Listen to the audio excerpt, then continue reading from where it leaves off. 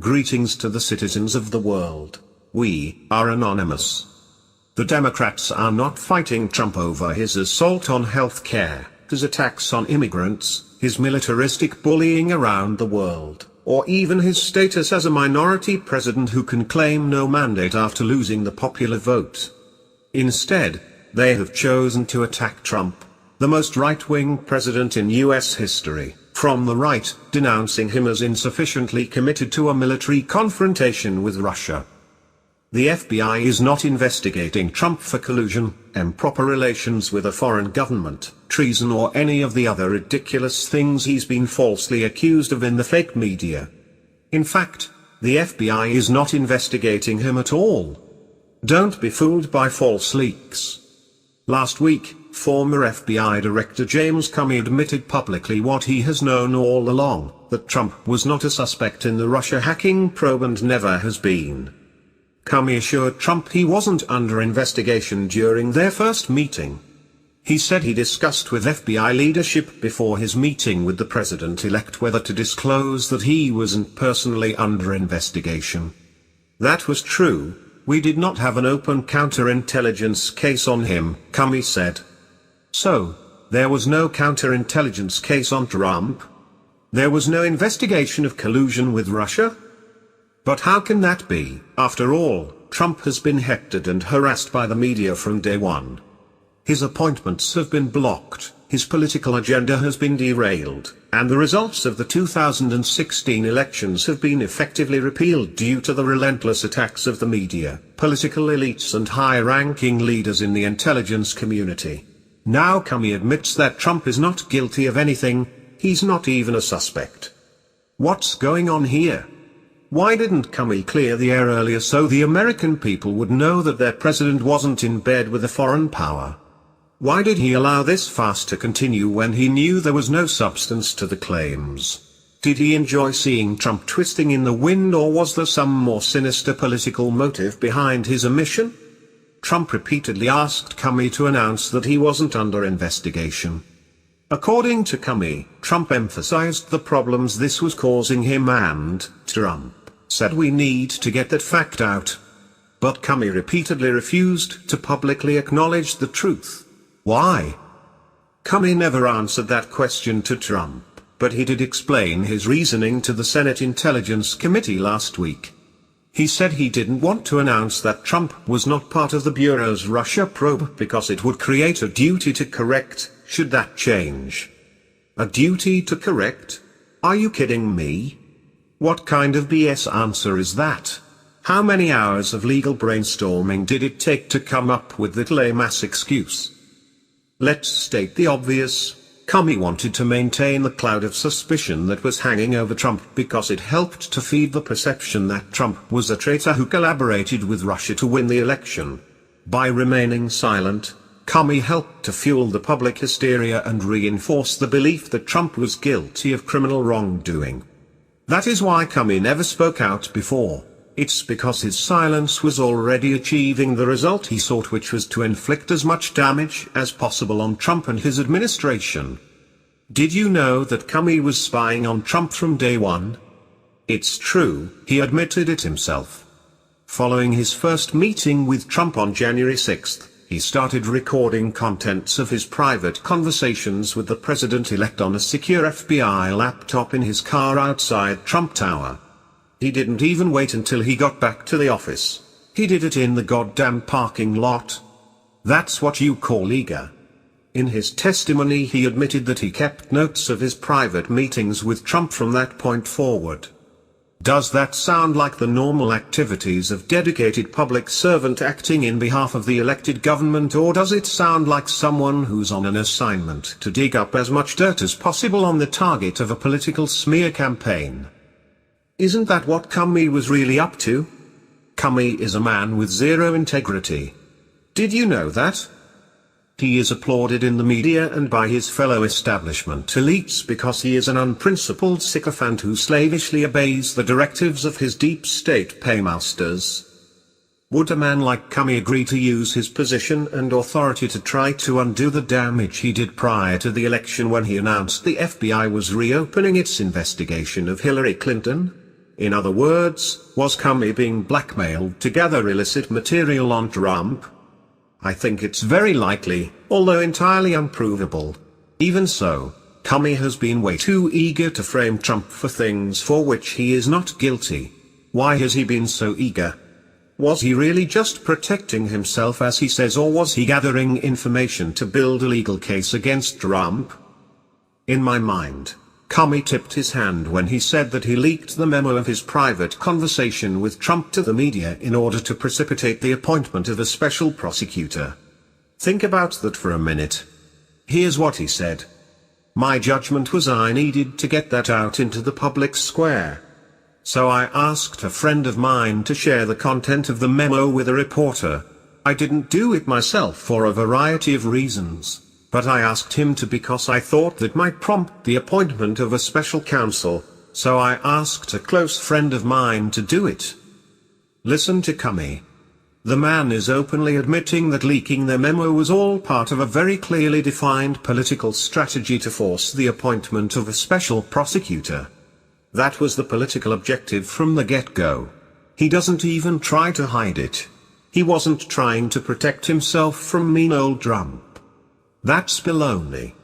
He was laying the groundwork for a massive and expansive investigation into anything and anyone even remotely connected to the Trump team, a gigantic fishing expedition aimed at taking down Trump and his closest allies. That's what Comey's been up to. Only his plan didn't work, did it? Because the leaked memo didn't lead to the appointment of the special prosecutor. Instead, someone had to whisper in Trump's ear that he should fire Comey and, aha! That's all it took. In other words, Deputy Attorney General Rod Rosenberg had to step in and give Comey his pink slip before the media could cry obstruction, creating the perfect opportunity to appoint hired gun Robert Mueller as special counsel. Now that the dominoes are in motion, Comey can trundle off to some comfy job at one of the many left-wing Washington think tanks while Mueller gathers together his team of superstar prosecutors to launch their first broadsides on the White House. Now it's up to Mueller to prove that Trump tried to obstruct the investigation by asking Comey to go easy on former National Security Advisor General Michael Flynn. According to Comey, Trump said, "I hope you can see your way clear to letting this go, to letting Flynn go. He is a good guy. I hope you can let this go." It might sound like obstruction, but there are real problems with this type of prosecution, particularly the fact that Trump denies the allegations. Also, Comey has acknowledged that Trump expressed his support for the overall goals of the investigation when he said that if there were some satellite associates of his who did something wrong, it would be good to find it out. Clearly, Trump was not trying to impede the investigation. But even if he was, it is a particularly murky area of the law and difficult to prove. The desire for some indictable or impeachable offense by President Trump has distorted the legal analysis to an alarming degree. Analysts seem far too thrilled by the possibility of a crime by Trump. The legal fact is that Comey's testimony does not establish a prima facie, or even a strong, case for obstruction. The crime of obstruction of justice has not been defined as broadly as suggested by commentators. The mere fact that Trump asked to speak to Comey alone would not implicate the president in obstruction. It would be a highly dangerous interpretation to allow obstruction charges at this stage. If prosecutors can charge people at the investigation stage of cases, a wide array of comments or conduct could be criminalized. It is quite common to have such issues arise early in criminal cases. Courts have limited the crime precisely to avoid this type of open-ended crime where prosecutors could threaten potential witnesses with charges unless they cooperated. We do not indict or impeach people for being boorish or clueless, or simply being Donald Trump. James Comey's testimony doesn't make the case for impeachment or obstruction against Donald Trump. The fact that the obstruction charge won't stick is not going to stop Mueller from rummaging around and making Trump's life a living hell. Heck no. He's going to dig through his old phone records, bank accounts, tax returns, shaky land deals, ex-girlfriends, whatever it takes. His prosecutorial tentacles will extend into every nook and cranny of Trump's private life and affairs until he latches onto some particularly sordid incident or transaction he can use to disgrace, discredit, and demonize Trump to the point that impeachment proceedings seem like a welcome relief. It should be obvious by now that the deep state elites who launched this coup are not going to be satisfied until Trump is forced from office and the results of the 2016 presidential election are wiped out. But why? Why is Trump so hated by these people? Trump is not being attacked because of his reactionary political agenda, but because he's been deemed insufficiently hostile to Washington's sworn enemy, Russia. It's all about Russia. Trump wanted to normalize relations with Moscow, which pitted him against the powerful US foreign policy establishment. Now Trump has to be taught a lesson. He must be crushed, humiliated and exiled, and that's probably the way this will end unless Trump fires them all, and we the people stand up for our president. We are anonymous.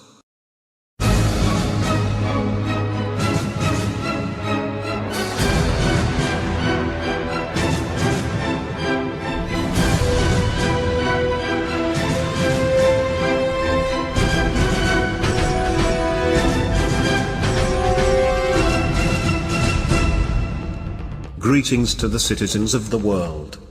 The Russia hacking flap has nothing to do with Russia and nothing to do with hacking. The story is basically a DNC invention that was concocted to mitigate the political fallout from the nearly 50,000 emails that WikiLeaks planned to publish on July 22, 2016, just 3 days before the Democratic National Convention. That's what this is really all about. Russia didn't hack anything, it's a big diversion that was conjured up on the fly to keep Hillary's bandwagon from going down in flames. Put yourself in Hillary's shoes for a minute. She knew the deluge was coming and she knew it was going to be bad. According to veteran intelligence professionals for Sanity, DNC contractor CrowdStrike claimed to find evidence of Russian malware on DNC servers just 3 days after WikiLeaks announced that it was about to publish emails related to Hillary Clinton. Clearly, that was no coincidence. The plan to blame Russia was already underway. Hillary knew that the emails were going to expose the DNC's efforts to rig the primaries and torpedo Bernie Sanders' campaign, and she knew that the media was going to have a field day dissecting the private communications word by word on cable news or splashing them across the headlines for weeks on end. It was going to be excruciating. She knew that, they all knew that. And how would her supporters react when they discovered that their party leaders and presidential candidate were actively involved in sabotaging the democratic process and subverting the primaries? That wasn't going to go over well with voters in Poughkeepsie, now was it? Maybe she'd see her public approval ratings slip even more. Maybe she'd nosedive in the polls or lose the election outright. She didn't know. No one knew. All they knew was that she was in trouble. Big trouble. So she reacted exactly the way you'd expect Hillary to react. She hit the panic button. In fact, they all freaked out, every one of them, including Bodes too and the rest of the DNC honchos. Once they figured that their presidential bid could go up in smoke, they decided to act preemptively, pull out all the stops and go big. That's where Russia comes into the picture. The DNC brass, with help from allies at the CIA, decided to conjure up a story so fantastic that, well, it had to be true. After all, that's what the 17 intel agencies said, right? And so did the elite media, including the New York Times, the Washington Post and CNN. They can't all be wrong, can they? Sure. They goofed up on Saddam's WMDs, and Iran's imaginary nukes program, and Assad's fictional chemical weapons attack. But, hey, everyone makes mistakes, right? In any event, they settled on Russia mainly because Russia had rolled back Washington's imperial projects in both Ukraine and Syria, so the media was already in full demonetization mode and raring to go. All the DNC needed to do was utter the words Russia meddling and they'd be off to the races. Does any of this sound even remotely believable? Former CIA analyst Ray McGovern seems to think so, because he expounded a very similar scenario about a month ago in an interview. Ray McGovern: what did Hillary do? Hillary gathered her war council together and one fellow says, I know what we can do. We'll blame it on the Russians. And someone else says, but it wasn't the Russians, it was WikiLeaks. Guy number one says, well, that's a tougher. We hate them both equally, so we'll say WikiLeaks is working with the Russians. Ray McGovern: that was 2 days before the convention. And someone else says, what would the rationale be? Guy number two says, come on, the Russians clearly want Trump to win. Number one: but what about the major media? Number two: well, the major media really want Hillary to win, so if we get the major media on board, well, we really got it wired. Ray McGovern again: and if you watch the coverage since the WikiLeaks leak, 2 days before the convention, the media content was not how did Hillary steal the election but how did the Russians do it? He's right, isn't he? Hillary and company pulled off the whole ruse without a hitch. The media focused on the Russia meddling angle, and the calculating Ms. Clinton slipped away with nary a scratch. It's amazing. But there was one glitch to the blame Russia scheme. There was no hard evidence of Russian involvement. And now, 10 months into multiple investigations of Russian hacking, there's still no evidence. How can that be? Well, for one thing, the FBI was never given access to the DNC computers. Let me repeat that, in the biggest and most politically explosive investigation in more than a decade, an investigation that has obvious national security implications, alleged cyber espionage by a hostile foreign power, alleged collusion by high-ranking officials in the current administration, alleged treason or collusion on part of the chief executive, and the possible impeachment of a sitting president. The FBI has not yet secured or examined the servers that may or may not provide compelling forensic evidence of cyber intrusion by Russia. Why? Why would the FBI accept the analysis of some flunky organization that no one has ever heard of before, CrowdStrike, rather than use all the tools at their disposal to thoroughly investigate whether or not the hacking actually took place or not? Isn't that their job? You're damn right it is. The reason the FBI never insisted on examining the DNC servers is because they knew the story was baloney from the get-go. Otherwise they would have kicked down the doors at the DNC, seized the computers through brute force, and arrested anyone who tried to stop them. Those computers are Exhibit A in the trial of the century.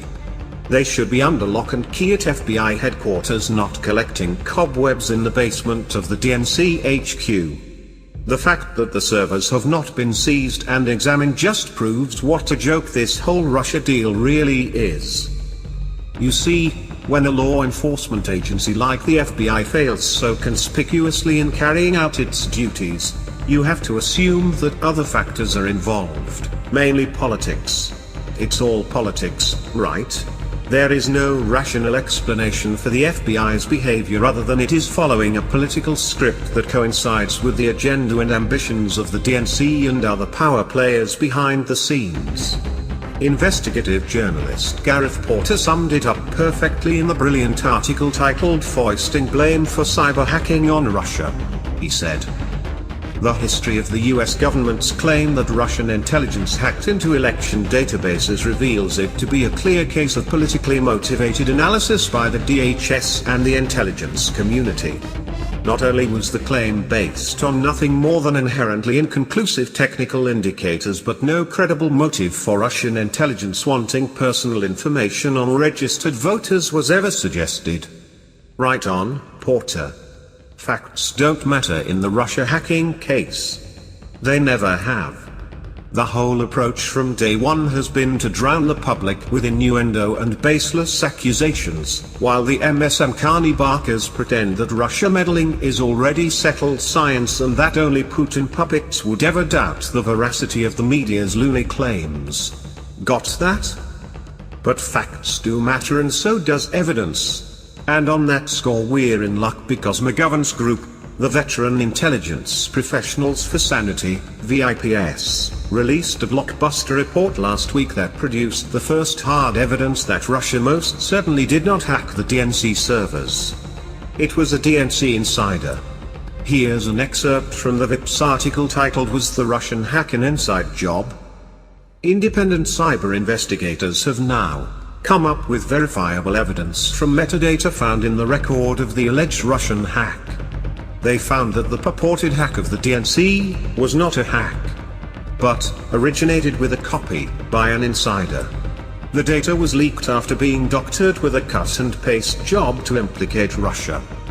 Key among the findings of the independent forensic investigations is the conclusion that the DNC data was copied onto a storage device at a speed that far exceeds an internet capability for a remote hack.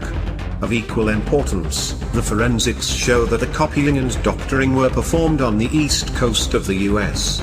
Was the Russian hack an inside job? Counterpunch. Capis. There was no hack. Someone working inside the DNC, a disgruntled employee, who had access to the computers, and who worked on the East Coast, copied the data onto a storage device and transferred it to WikiLeaks. That's what you call a leak, not a hack. There was no hack. Russia was not involved. The official narrative is bullshit. End of story. Naturally, the MSM has completely ignored the VIPS report, just as they ignored Sihirge's brilliant article that proved that Assad did not launch a chemical weapons attack in Syria.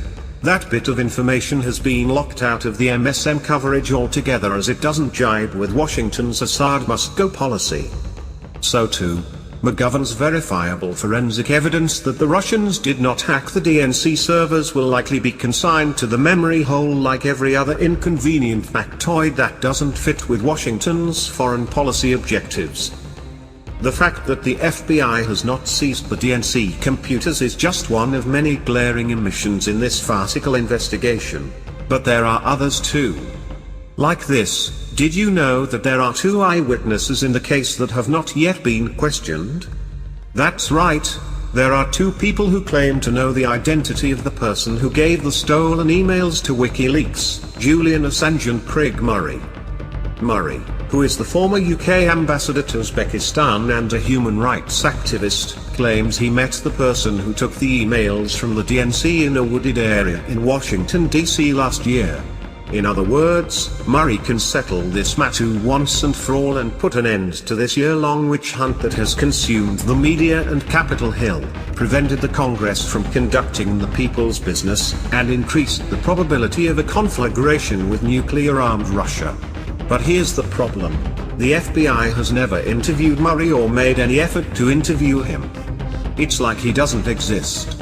In other words, we have a credible witness who can positively identify the person who leaked the emails, gave them to WikiLeaks, and set off a political firestorm that has engulfed the Capitol and the country for the last year, and the FBI hasn't interviewed him? Will someone explain that to me, please? That's why I remain convinced that the Russia hacking story is pure, unalloyed bunkum. There's not a word of truth to any of it. We hope this information has enlightened you. We are anonymous.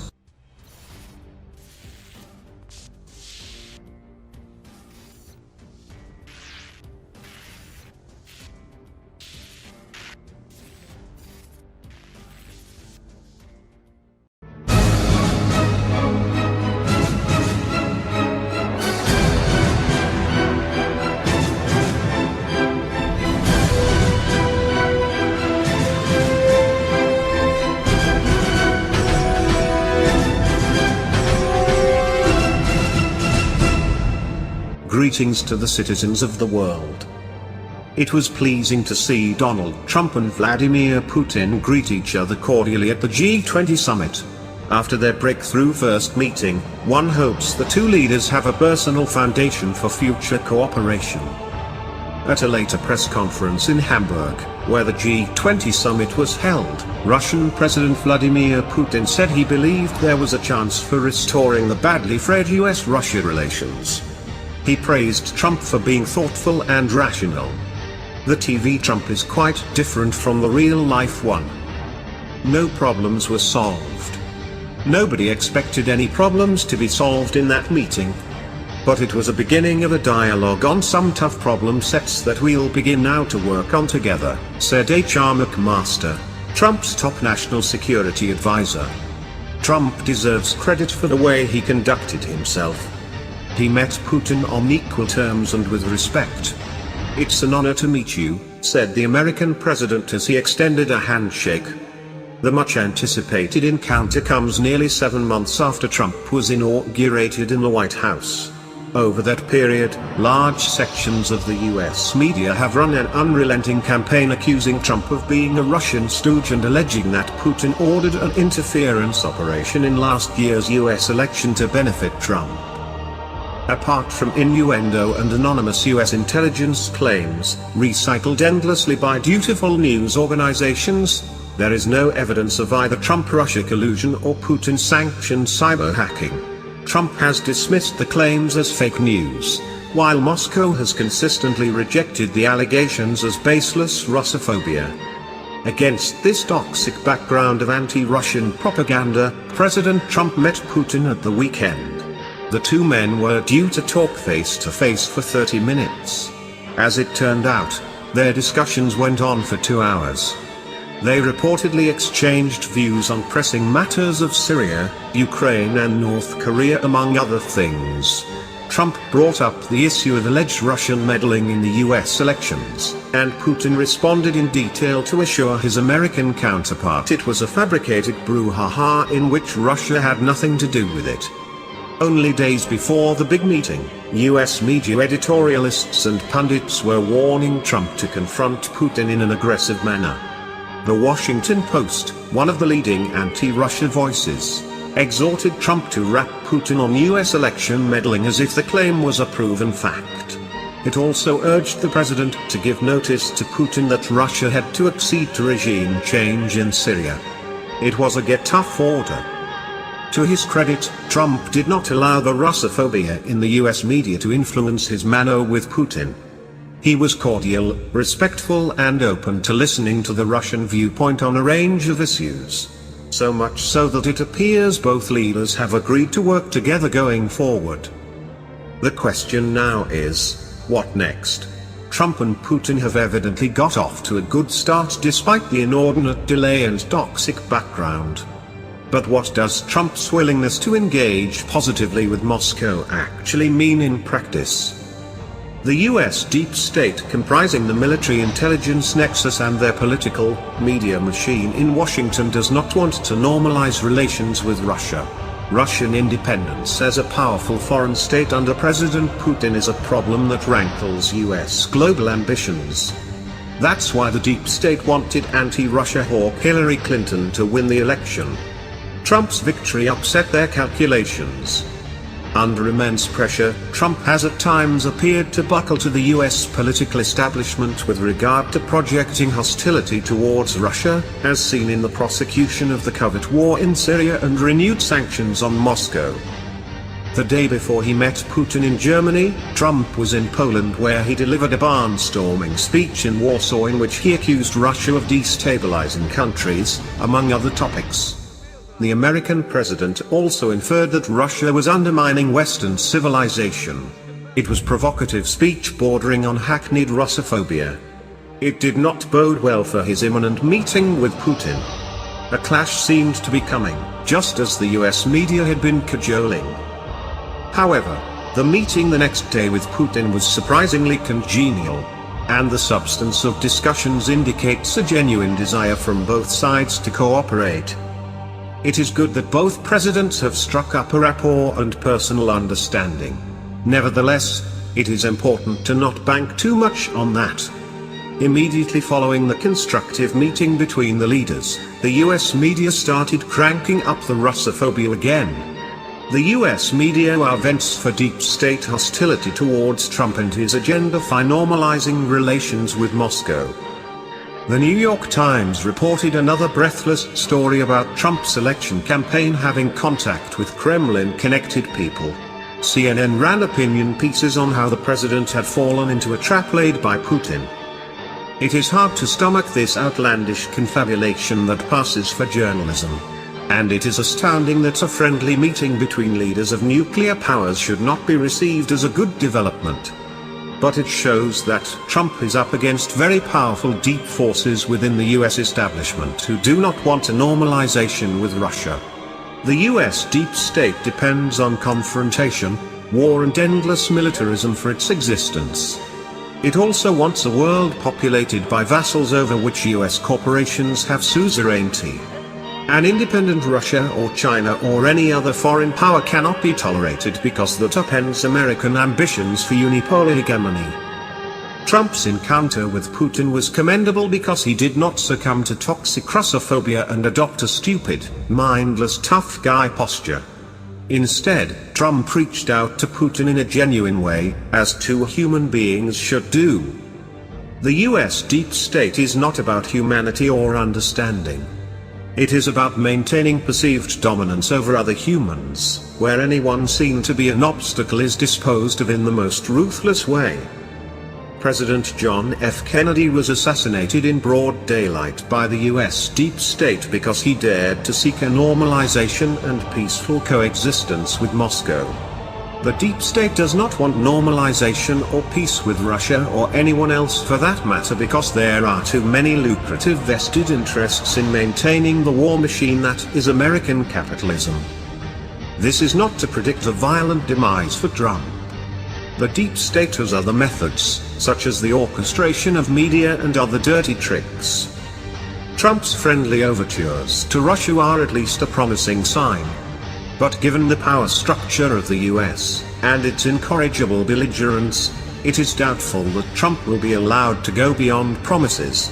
If he attempts to, we can expect the dark forces to step up. What needs to change is the US power structure through a democratic revolt. Until that happens, any president in the White House is simply a hostage to the dark forces of the deep state. Thank you for your attention. We are anonymous.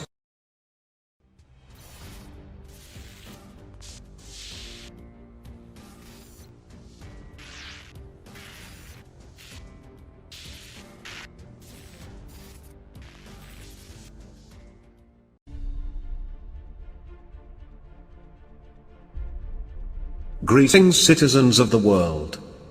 We are anonymous. From the beginning of time, man has overpowered man and forced them into some form of slavery, from building temples and monuments to building empires, for the rich and powerful to enjoy. These rich and powerful persons from the past have always controlled the masses and used their powers and forces to make their subjects conform to their every demand and selfish desires. If you think about it for long enough, we realize that we the people work and slave being the 99% to give the 1% a life of greediness, selfishness and full control over ourselves.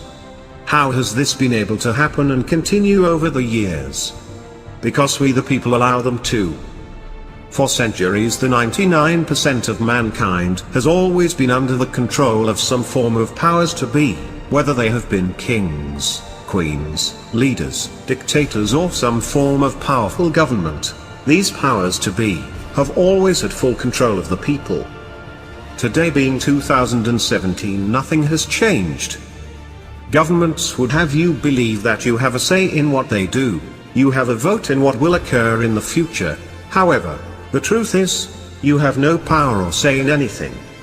No matter what the people want, history has proven, such powers to be will not listen to the people. These evil powers to be over the centuries have never held back on destroying or killing those who stand up against them.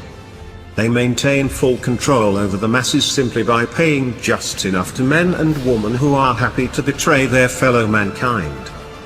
Today, we see such brainwashed men and women still serving these elite and powers to be for the same reward as many have in history. With the promise of gold, silver, food or money, these betrayers serve their masters and keep their fellow mankind in order, and if any one of them step out of line, they are punished or killed. Mankind, Mostly the 99% have allowed themselves to be in subjection to these greedy, selfish, evil and corrupt men and women in the past and continue to do so. Sadly, mankind has not yet awoken to this truth and have allowed themselves to be brainwashed and conditioned into being obedient to those in power like sheep who listen to the commands of their shepherd. Mankind has allowed themselves to be manipulated, deceived, brainwashed, conditioned and hypnotized into every little lie, false promise, false hope and false sense of security of a better life for far too long. History has proven that there has been no leaders, no kings, no queens, no governments nor any worldwide representatives acting in unity for all of mankind capable of being trusted by the people. The real hard truth is, man cannot rule over man. They fail all the time because the powerful leaders above are evil, corrupt, selfish and greedy. Instead of mankind being controlled from the top of the chain down, it should start from the bottom of the chain up. Because of mankind's weaknesses of riches, desires, and temptations, they allow themselves to easily fall victim to, and mankind continues to suffer. Sadly, everybody wants to rule the world and nobody wants to be ruled over. However, in saying that, who would want to be ruled over in today's world?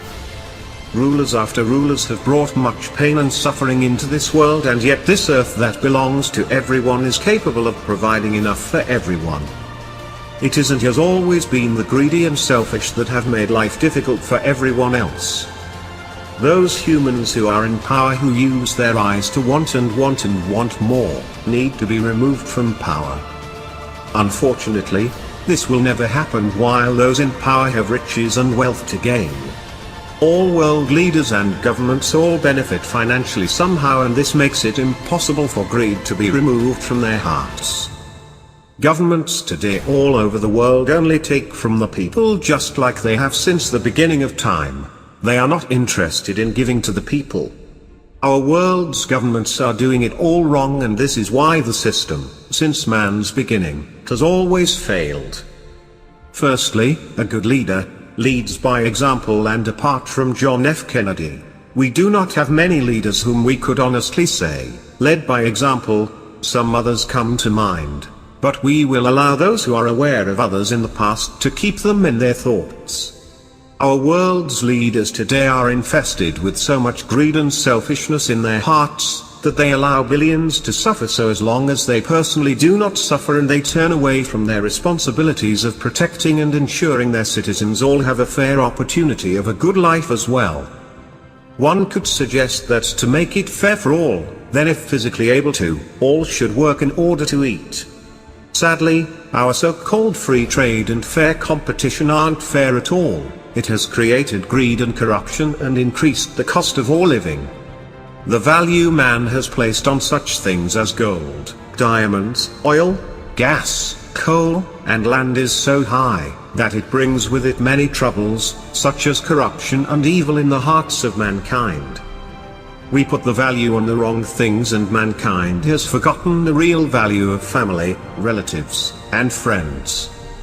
We have turned away from the gifts our earth provides naturally, and we have sought to find ways to profit from them.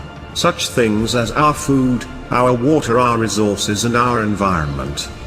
Many of us are living our lives incorrectly and have been misleading into a false and fake sense of what they say happiness is. Man has neglected and discarded the joy of living with animals and each other as one and with respect.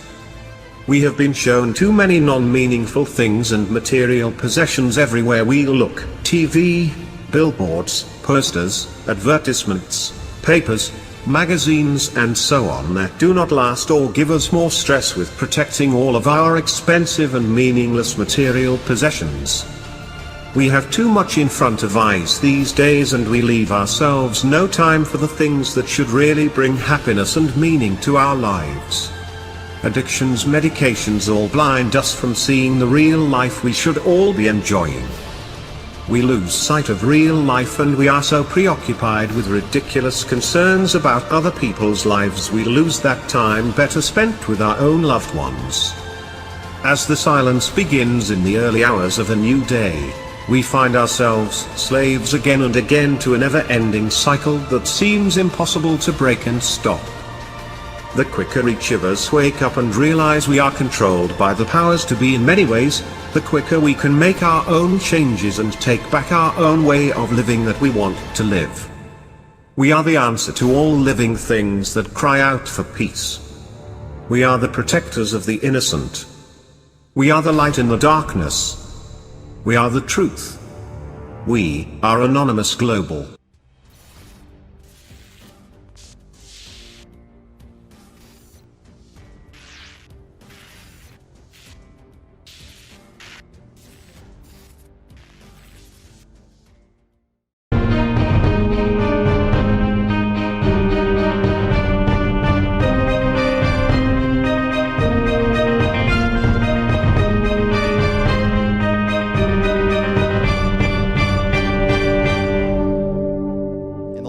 Busy news week. A lot of people would like to get to the bottom of a couple of things, give you a chance to go on record here. Did you at any time urge former FBI Director James Comey in any way, shape, or form to close or to back down the investigation into Michael Flynn? And also, as you look back... No. Next question. Next question. As you look back over the past 6 months or year, have you had any recollection where you've wondered if anything you have done has been something that might be worthy of criminal charges in these investigations or impeachment, as some on the left are implying? I think it's totally ridiculous. Everybody thinks so. And again, we have to get back to working our country properly so that we can take care of the problems that we have. We have plenty of problems. President Donald Trump is not exactly known for his self-restraint. The recent firing of Federal Bureau of Investigation, FBI, Director James Comey was not handled with any delicacy and has unleashed a firestorm of criticism coming from across the political spectrum. And since Comey's abrupt dismissal, the backstabbing has become even worse, with many coming around to the view that Trump is actually crudely threatening Comey over the issue of what might or might not have been said at dinners and meetings between the two men. What exactly drove the firing at this time remains somewhat of a mystery, though the media has been quick to link it directly to Trump's reported anger at the seemingly endless investigation into his administration's possible ties to Russia, an investigation that nominally Comey headed as FBI director.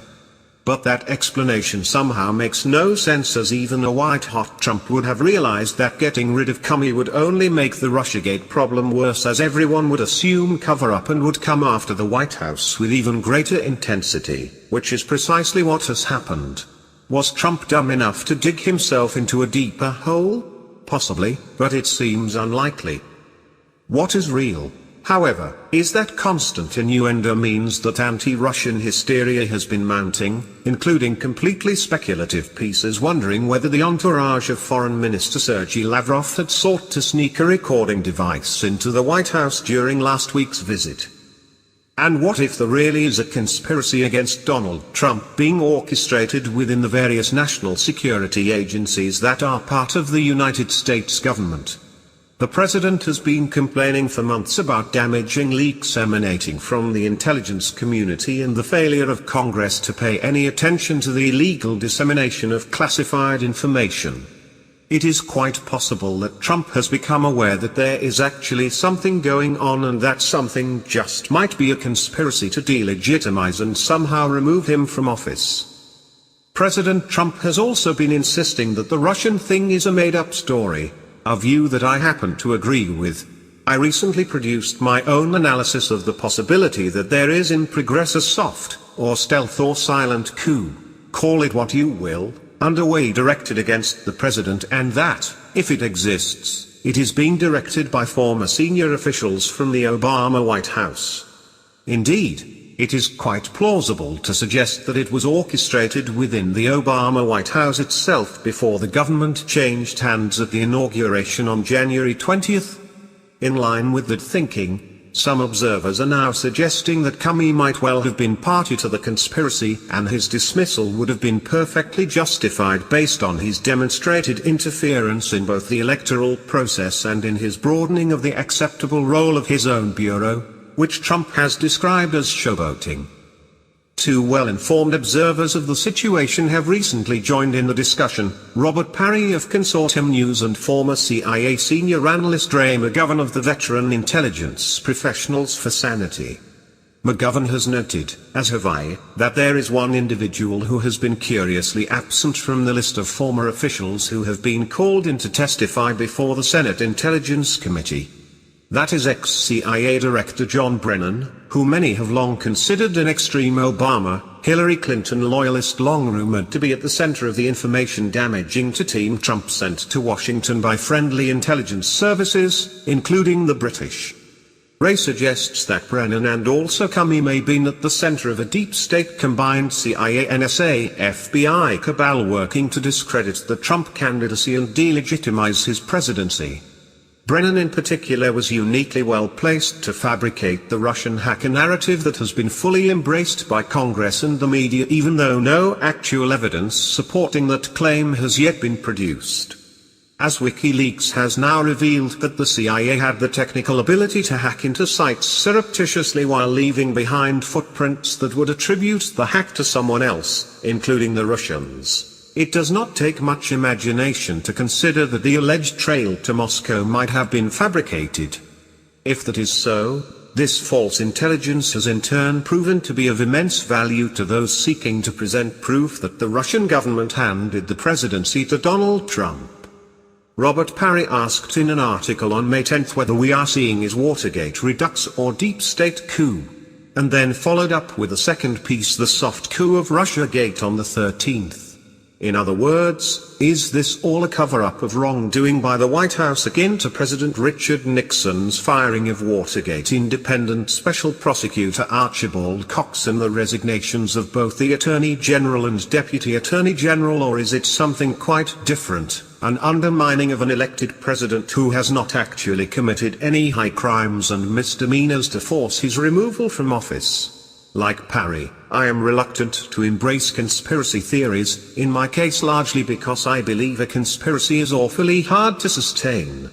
The federal government leaks like a sieve, and if more than two conspirators ever meet in the CIA basement, it would seem to me their discussion would become public knowledge within 48 hours. But perhaps what we are seeing here is less a formal arrangement than a group of individuals who are loosely connected while driven by a common objective.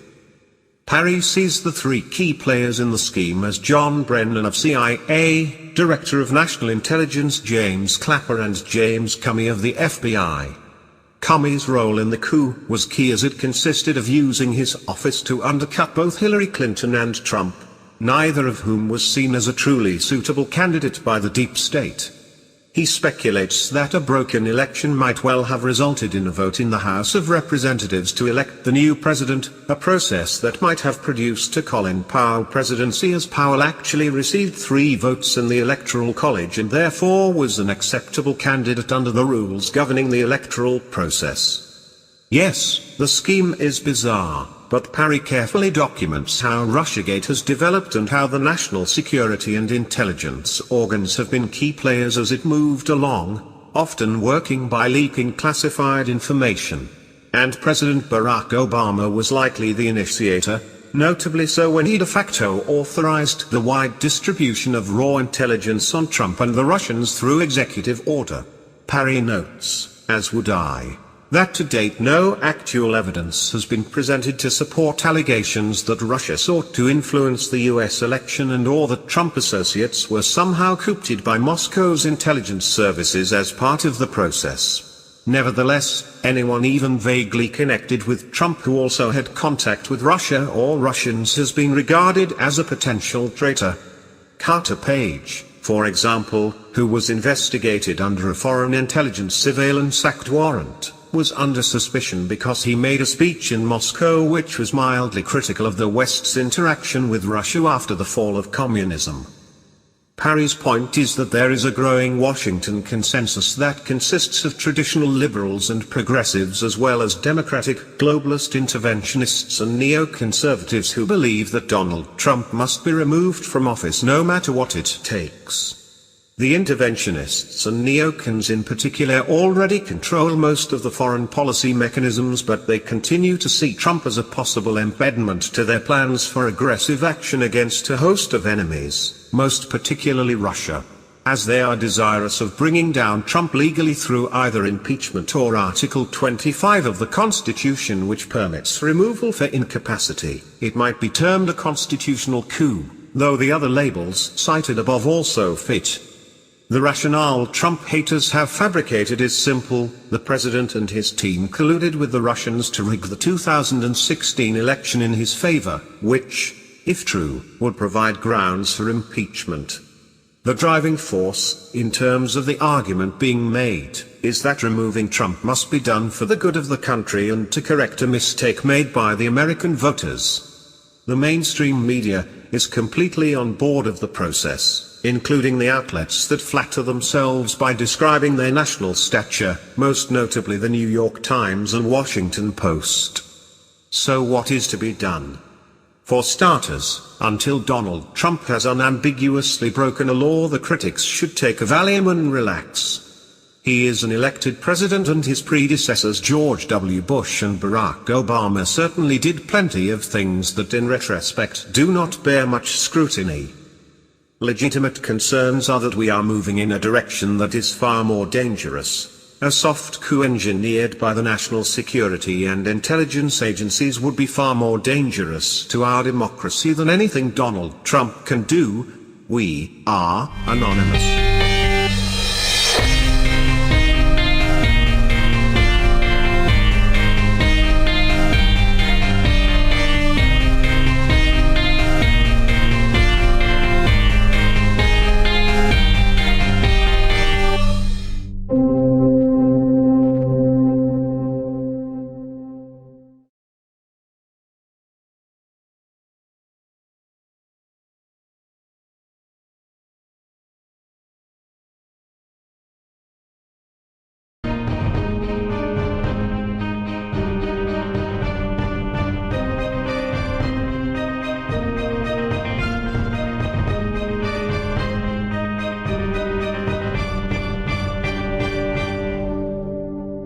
Greetings world, we are anonymous.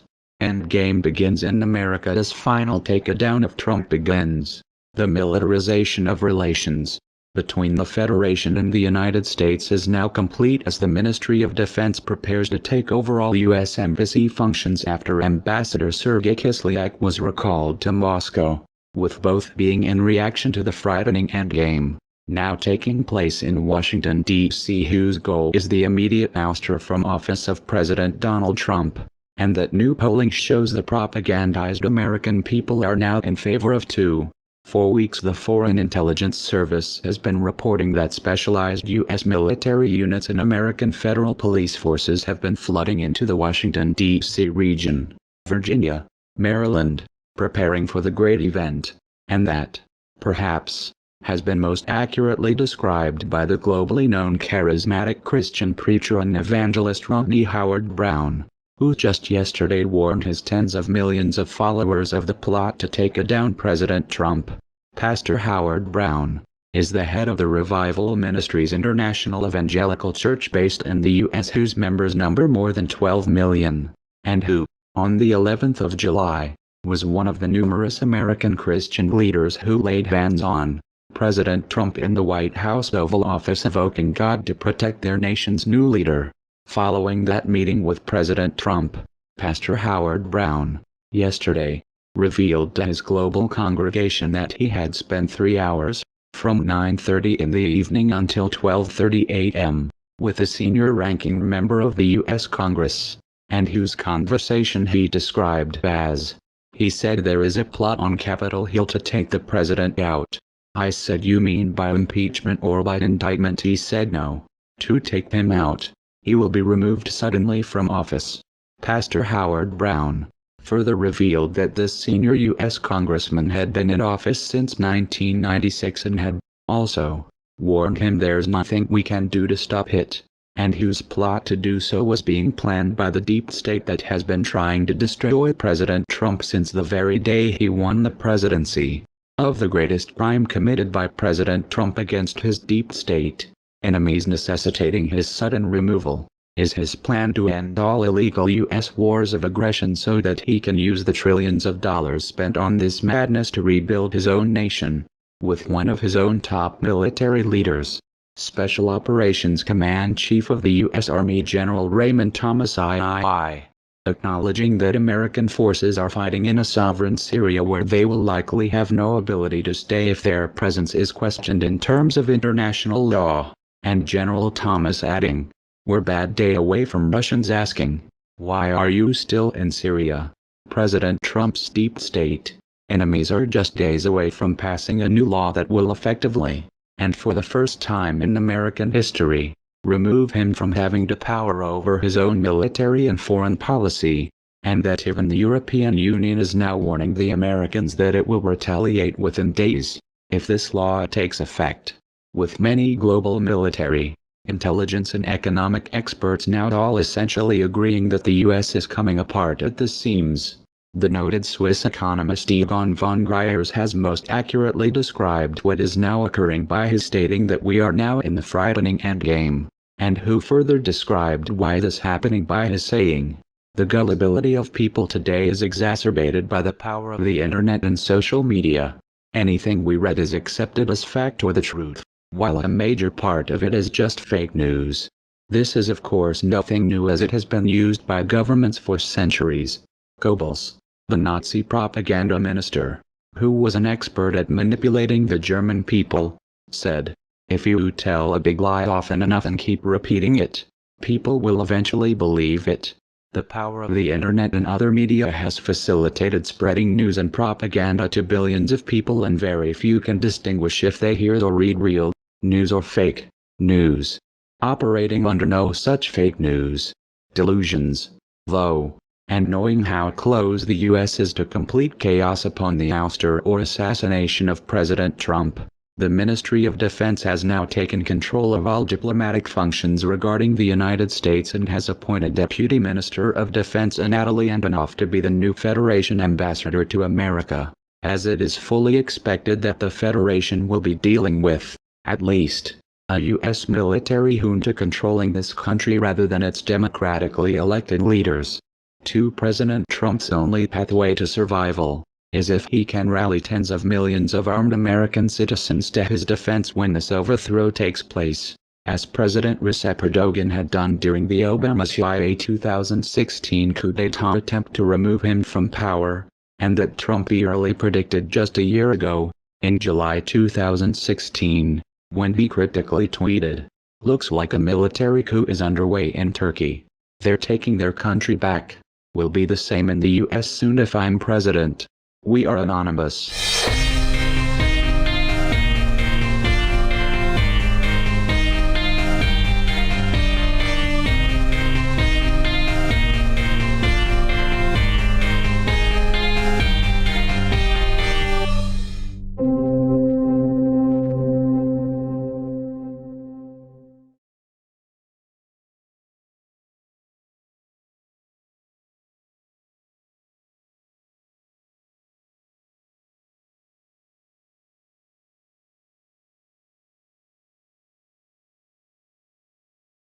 Greetings to all our fellow citizens of the world.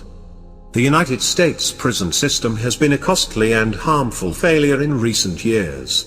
It has also become big business and a large source of revenue despite what the government claims. As of 2017, a combined total of 6,977,700 were either incarcerated in a federal or state prison or on parole, which means that the United States has the highest inmate population on the planet. Arresting and incarcerating American citizens has become the new slave trade in America. A large percentage of inmates work daily for a pittance. For the tycoons who have invested in the U.S. prison industrial complex, it has been like finding a pot of gold. They don't have to worry about strikes or paying unemployment insurance, vacations or workers' compensation time. All of their workers are full-time and never arrive late or are absent because of family problems. Moreover, if they don't like the pay of 25 cents an hour and refuse to work, they are locked up in isolation cells. No other society in human history has locked up so many of its own citizens. The private contracting of prisoners for work fosters incentives to arrest and lock people up. Prisons simply depend on this for income. Corporate stockholders who make money off prisoners lobby for longer sentences in order to expand their workforce. This system feeds itself, says a study by the Progressive Labour Party, which accuses the prison industry of being an imitation of Nazi Germany with respect to forced slave labour and concentration camps. This multi-million-dollar industry has its own trade exhibitions, conventions, websites and mail-order/internet catalogs. It also has direct advertising campaigns, architecture companies, food supply companies, armed security and padded cells in a variety of colors. So what do these prisoners produce, you may ask? They manufacture military helmets, ammunition belts, bulletproof vests, ID tags, shirts, pants, tents, bags and canteens. Along with war supplies, prison workers also supply you with paint, paintbrushes, stove parts and assembly, body armor, home appliances, headphones, microphones, speakers, office furniture, airplane parts, medical supplies, and much more. Prisoners are even raising seeing eye dogs for blind people, all for a quarter an hour. In the past few years, crime overall has gone down, but the prison population has dramatically spiked up. The reason why has already been laid out to you. The penalties for petty crimes has gotten worse over the past few years, such as one case of a man being incarcerated for stealing a car and 2 bicycles receiving 3 25-year sentences. The new passage of laws require minimum sentencing without regard for circumstances. Profits are so good that now there is a new business, importing inmates with long sentences, meaning the worst criminals. When a federal judge ruled that overcrowding in Texas prisons was cruel and unusual punishment, the CCA signed contracts with sheriffs in poor counties to build and run new jails and share the profits. Private prisons are the biggest business in the prison industry complex. About 18 corporations guard 10,000 prisoners in 27 states. The 2 largest are Correctional Corporation of America, CCA, and Wackenhut, which together control 75%. Private prisons receive a guaranteed amount of money for each prisoner, independent of what it costs to maintain each one. According to Russell Burroughs, a private prison administrator in Virginia, the secret to low operating costs is having a minimal number of guards for the maximum number of prisoners. The CCA has an ultra-modern prison in Lawrenceville, Virginia, where 5 guards on day shift and 2 at night watch over 750 prisoners. In these prisons, inmates may get their sentences reduced for good behavior, but for any infraction, they get 30 days added, which means more profits.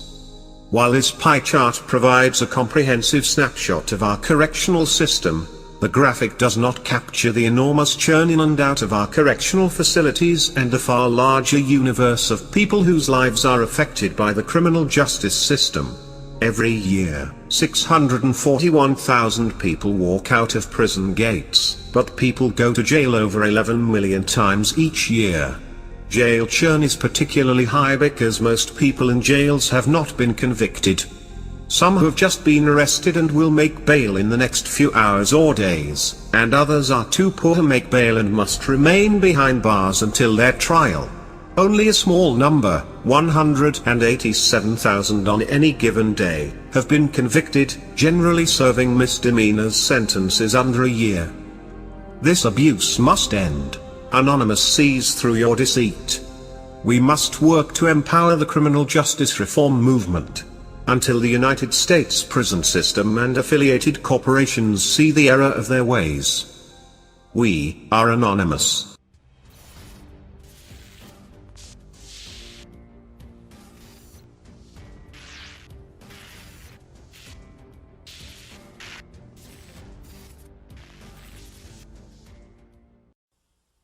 We are anonymous.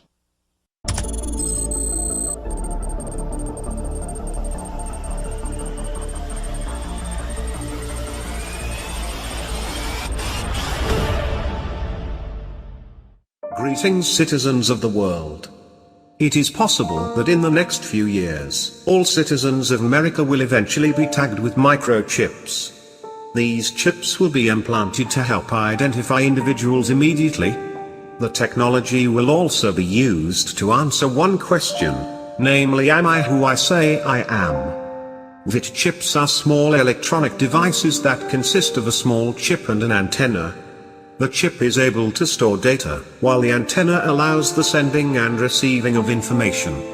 When such an object is implanted into your body, and particularly your brain, it is unlikely to come with an easily accessible off switch. Other electronics could be attached to the chip, without your knowledge. These could include GPS emitters, or perhaps even neurotoxin emitters. Being implanted with brain chips is unlikely to endow you with all the knowledge of the universe, or martial arts prowess in a split second, however. Instead, it will serve as the ultimate form of surveillance and subjugation. Considering what the US government has done thus far, with regards to NSA spying, we do not believe that this technology is only about convenience. It will be marketed as such, at least until everyone has won. There is a Wisconsin company called 3 Square Market, which is offering to implant their employees with a fit microchip the size of a grain of rice. What we're doing with the employees here at the market is we're implanting microchips into their hand. The chip functions as an NFC-powered multi-purpose key credit card identification tool that the company sees as the future.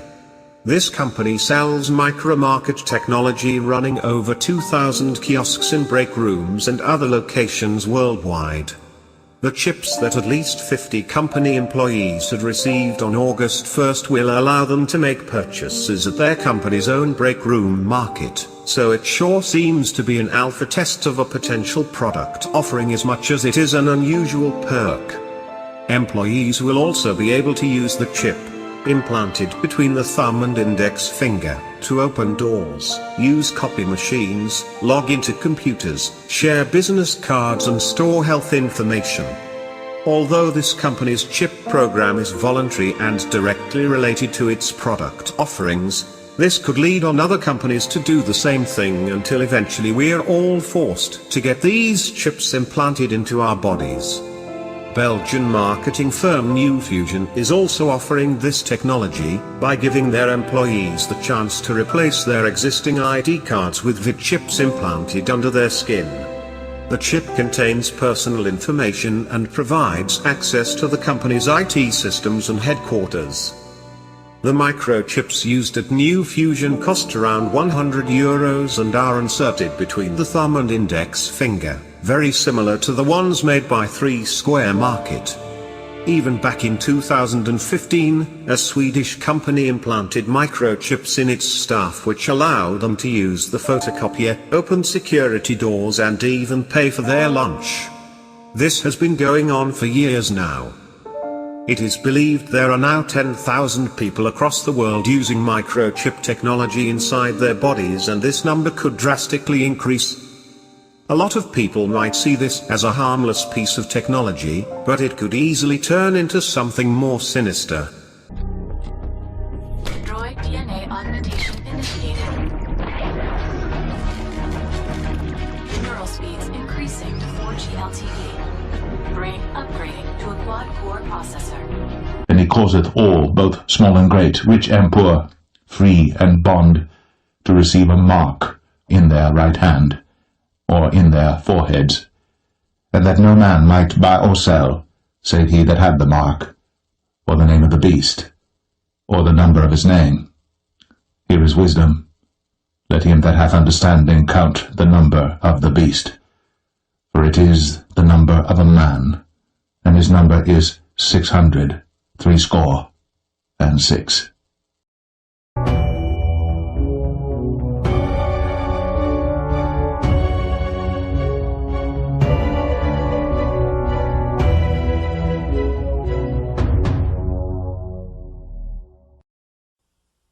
We are anonymous. Greetings to our fellow citizens. Before Donald Trump was President of the United States, he was a real estate mogul and wealthy businessman, and as such, has several homes and properties around the United States. This is no secret, especially to those who use these locations to target him, since they can't get to him in the White House. With a staff at every location caring for his impressive properties, he just received some horrible news about one which is especially sentimental to him. Photos have emerged from the scene of what's happening there now that it's too late to do anything about it, and the Trumps are absolutely devastated. Liberals are celebrating the fact that another hurricane is about to pummel the US on Trump's watch, as if he has any control over the weather. However, it goes further than thinking he has something to do with this natural disaster. The left is deranged enough to blame this president for impending Irma, calling it his latest racist attack. Only a liberal mind could conjure up such a claim. While people are preparing to suffer the debilitating wrath of Irma that's expected to wipe out much of Florida, liberals are already politicizing the disaster before it even hits. President Trump has just become the hurricane's first notable victim, after seeing what's happened to the vacation paradise he and his family once called home. Here's what his property in the devastated area looked like before. Trump's vacation home, known as Le Chateau des Palmiers, was directly in the path of the Category 5 storm that just hit St. Martin Island. It was dismantled as the hurricane passed through on its way to Florida, proving that Trump certainly isn't racist and Irma doesn't discriminate either. Any suggestion of that is just ridiculous. The state of the property, which is currently listed for sale with Sotheby's International Realty for $16.9 million after being slashed from the original $28 million asking price earlier this summer, is currently unknown. However, a government official confirms even the island's strongest structures were devastated by the storm. This is the area now. Perhaps this was the vindication that liberals were looking for after claiming just 48 hours ago that Trump actually manufactured the storms to either draw attention away from other issues or because he's a racist. Yes, this belief is only further proof that liberalism is truly a mental disorder, as talk show host Michael Savage previously stated, who wrote the book on this observation. In an attempt to quantify the claim that Trump is to blame for Irma, I give you these left-wing nutjobs as examples. Is it possible that Trump has a hurricane-making machine that pushes the news off his racist decisions? The government will manipulate the weather to exterminate blacks, even if they have to kill whites. So they say Hurricane Irma is headed for Miami. Did y'all realize 70% of Miami is Latino, Hispanic or Cuban? 44% of the Haitian population in the US resides in Miami. Miami is like Houston, in which it is flourishing economically. Coincidence? Trump wants them off our land, so what better way than to flood them out? Read between the lines, people. Bitch, what? I hope that place gets flattened. Rename Irma Hurricane Karma. That's because God hates Trump. God punishes ass-white President Donald Trump with a hurricane. Wipe them out. Irma, girl, do us all a favour and skip all the countries you're gonna hit and just go after Trump and all the racist Republican/Nazis. Gracias. Dear God, please let Hurricane Irma destroy Florida for giving so many electoral votes to Trump. You need to destroy Florida, they voted for Trump. At first, I figured all of these was some sort of troll accounts. But then I realized that they all actually probably believe that Hurricane Trump specifically targeted two cities with large minority populations because they were flourishing economically. After all, it's not like Miami and Houston are cities that sit on the Gulf of Mexico. And it's not like the Gulf of Mexico gets hit by hurricanes at this time every single year. It's totally normal for someone to believe that this is all one gigantic government conspiracy. Especially when they all have an idiotic mind.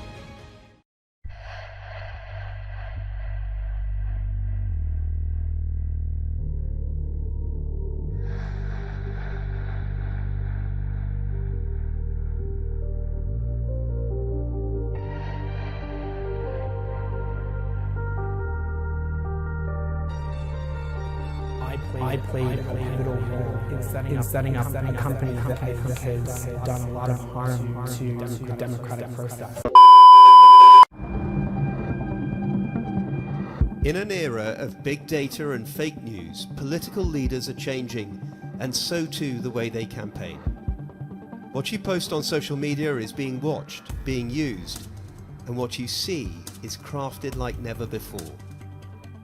And bestriding this vast digital frontier is Cambridge Analytica, a company which trawls personal data to try to predict, then alter voter behaviour. A company which claims it was pivotal in getting Donald Trump elected, but which today, extraordinarily, has been suspended from Facebook. Through this former insider, we can reveal it involves a data grab of not just hundreds of thousands of user profiles, but around 50 million. And accusing Cambridge Analytica of this and more, their former Director of Research, Chris Wylie. If we look at what Cambridge Analytica does online, it's coercive. People don't know that it's being done to them. It's time, says Wylie, for us to know more about the methods of Cambridge Analytica. Computers are better at understanding who you are as a person than even your coworkers or your friends. This is an information war, he says. Social media is the battleground, and you are the target. It weighs on me that I played a pivotal role in setting up a company that I think has done a lot of harm to the democratic process in a lot of countries.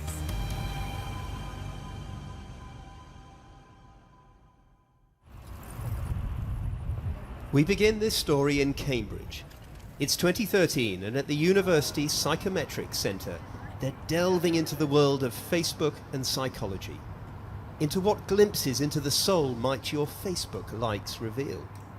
Cutting-edge research, which Chris Wylie was quick to spot and now helps explain. On social media, you curate yourself. You put so much information about who you are in one single place. So whenever you go and you like something, you are giving me a clue as to who you are as a person. And so all of this can be captured very easily and run through an algorithm that learns who you are. When you go to work, right, your coworkers only see one side of you. Your friends only see one side of you. But a computer sees all kinds of sides of you. And so we can get better than human level accuracy at predicting your behavior. Really? Yes, absolutely. Some dispute that. But for Chris Wylie, then just 23, the notion was as seductive as it was potentially lucrative. The company he worked for, Strategic Communications Laboratories, or SCL, specialized in psychological operations for the military. And for him, Facebook was now the richest of canvases on which to not only read minds, but change them. Which is what brought Chris Wylie to the attention of SCL client Steve Bannon, then boss of the online magazine Breitbart, later Donald Trump's chief strategist. What did Steve Bannon want? Steve wanted weapons for his culture war. That's what he wanted. And we offered him a way to accomplish what he wanted to do, which was change the culture of America. Bannon's big idea, says Wylie, was this. Could they replicate the academics' work profiling people's personalities on Facebook on a massive scale across the American electorate? They had the money from billionaire Republican backer Robert Mercer and his daughter Rebecca. I'm Alex, I'm the CEO. And through Chris Wylie, their specialist, Cambridge academic Alexander Kogan. Already on Facebook, permitted to gather users' data for research purposes, but who now agreed to get much more and share it commercially. The blueprint for the company which would become Cambridge Analytica. Kogan didn't make any money off of it. He did it for free. And what he got out of it was the giant data set, and what CA got out of it was also data. Everyone got data. But Cambridge Analytica paid for it directly. If you look here in the underlying source code, which I wouldn't normally see. No, you wouldn't normally see. It worked like this. Thousands of Facebook users were paid to download an app to fill out a personality survey with their consent, which in turn let Dr. Kogan capture the user's underlying data and then share it with Cambridge Analytica. So very simplistically, you're going into the code behind the Facebook page, you're dragging out these ID numbers, you're putting them into an algorithm, And out comes a prediction of how you're likely to vote. Yes. Simple and smart, because the app didn't just mine the respondents' data. Crucially, it swept up that of their friends too, those who hadn't adjusted their privacy settings. Imagine I go and ask you, I say, hey, if I give you $1, $2, could you fill out the survey for me? Just do it on this app. And you say, fine, right? I don't just capture what your responses are. I capture all of the information about you from Facebook. But also, this app then crawls through your social network and captures all of that data also. So by you filling out my survey, I capture 300 records on average, right? And so that means that all of a sudden, I only need to engage 50,000, 70,000, 100,000 people to get a really big data set really quickly. And it scaled really quickly. We were able to get upwards of 50 million plus Facebook records in the span of a couple months. 50 million? Yeah, over 50 million records from Facebook using this method. And how many of those people behind those profiles were aware that their profiles had been used in this way? Almost none. Almost none. And so, claims Wiley, began a Republican big data gold rush, with Steve Bannon, alt-right ideologue, later a Cambridge Analytica vice president, leading the charge. Should those friends' profiles have been used in the way that they were? I don't think so. I think that it was a big mistake to use this method. But why Facebook didn't make more inquiries when they started seeing that tens of millions of records were being pulled this way, I don't know. You would have to ask Facebook that. But Facebook, at least in a technical sense, facilitated the project because they had applications that had these permissions in the first place. Facebook learned of this in 2015, and yet it's taken them until today to come out publicly and say this never should have happened.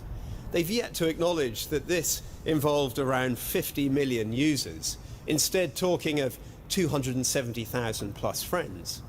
They've also been at pains to stress this wasn't a data breach in the sense that users by consent and friends through their default privacy settings agreed to Dr. Kogan capturing their data, and they say they've since improved their systems. But Kogan, according to Facebook, lied to them and violated their policies by passing on the data to Cambridge Analytica. At the time that you were taking this data off Alexander Kogan, which was principally, solely for academic research purposes, you knew you were treading a very thin ethical line, presumably. I think everyone knew that we were wading into a gray area. It was an instance of if you don't ask questions, you won't get an answer that you don't like. Cambridge Analytica rejects this, arguing they had assurances from Dr. Kogan that his actions were in line with Facebook's protocols. Kogan in turn claims he had the right to use it for commercial purposes. They and Chris Wiley all assured Facebook some time ago that they deleted the data as requested. But Facebook have now revealed some of that data reportedly might still exist. Hence their dramatic decision to suspend Cambridge Analytica, Alexander Kogan, and Chris Wiley from Facebook while they investigate. Did you delete it immediately as requested? I had already deleted it. When they sent me the letter that you're referring to, I didn't have the data. So did they check that you'd deleted the data? No, they were just satisfied with the form. The only contact that I had was, here's a form, fill it out and send it back, and it's done. So they took your word for it that you had deleted the data of over 50 million Facebook profiles? Yeah, they didn't do anything aside from sign this form. So just how significant was this data anyway? Of no use is Cambridge Analytica's position. Fruitless is how their boss described the project to MPs recently here in Westminster. Yet Chris Wiley claims it was anything but, and foreshadowed worse to come. We spent almost $1 million doing this. It wasn't some tiny pilot project. It was the core of what Cambridge Analytica became. It allowed us to move into the hearts and minds of American voters in a way that had never been done before. By the time Cambridge Analytica had been hired by the Trump campaign, my first hour in office, those people are gone. They had profiles from numerous data sets on more than 230 million Americans, or so Cambridge Analytica boast. This is real data from the Republican primary. Enabling them, as their boss Alexander Nix showed Channel 4 News 2 years ago, to micro-target different personality types with bespoke, emotionally resonant messages. Someone who's neurotic is someone who's quite emotional and might respond in this case to a stimulus of fear. From stimulating US Republican campaigns to elections in Africa, Asia and beyond, Cambridge Analytica are now the big data strategists with the big name. Some allege, however, with little time for ethics. Among their number now, the former insider who claims there's a dangerous alchemy to Cambridge Analytica's art. There is a lack of awareness. It is coercive. People, if I am studying you and I have enough information about you because you've curated your entire self online and I capture that, I can anticipate what are your mental vulnerabilities? What cognitive biases might you display in certain situations? But haven't I volunteered that I can information? Exploit that. But are you saying that Cambridge Analytica lies in its political messaging? Because that's something they would completely deny. They knowingly misrepresent the truth in such a way that is conducive to their objective. What's your proof for that? I was there. We worked on all kinds of experiments about what would lead a person from A to B. But if you're working on behalf of a political client, you're allowed to try and persuade voters. Persuade, not manipulate. About your message. Persuade, not manipulate. There's a difference. But I ask you, what is the evidence for manipulation as opposed to trying to persuade? This gets at the heart of, why is it that you're taking this psychological approach? Why do you need to, study neuroticism in people? What's going to make them fearful? It is what is my proof? I was there. I set it up. I was the research director. This is what it is. Some people might say it's rank hypocrisy for you to sort of try and claim the moral high ground now, but at the time when you were involved, you were instrumental in all of this. Totally. You yes, allowed it to continue. In fact, you were at the heart of it. I was instrumental. I was at the heart of it. I agree with you. But I was naive. I made a mistake. I made a big mistake. And that's why I'm talking to you. Because the very least that I can do is to own up to that mistake. Why is Wiley speaking out now? Revenge, perhaps, following an acrimonious legal dispute with Cambridge Analytica after he left? Not so, he says, it's remorse at having been involved in the first place. Cambridge Analytica denies Wiley's claims of a coercive, manipulative and untruthful approach, dismissing these as pure fantasy. His legal fight with them, they say, has left him with an axe to grind, driven by malice and intent upon damaging the company. A company which, they stress, uses techniques similar to those other commercial agencies use. But I know that there is bad blood between you and Cambridge Analytica. You had a falling out. There was a legal dispute. Is this really about revenge? No. Because if it was about revenge, I could have done this years ago. They tried to sue me over, their claims that I was somehow trying to steal their clients or to somehow interfere with their contractual relationships with other employees or what have you, And were you? No.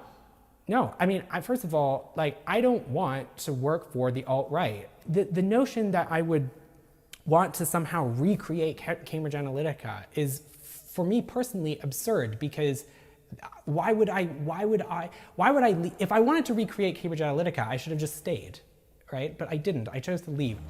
He is the data scientist who helped weaponize the data, who, embroiled in a growing Facebook scandal, now feels tainted by the new political order he thinks he helped create.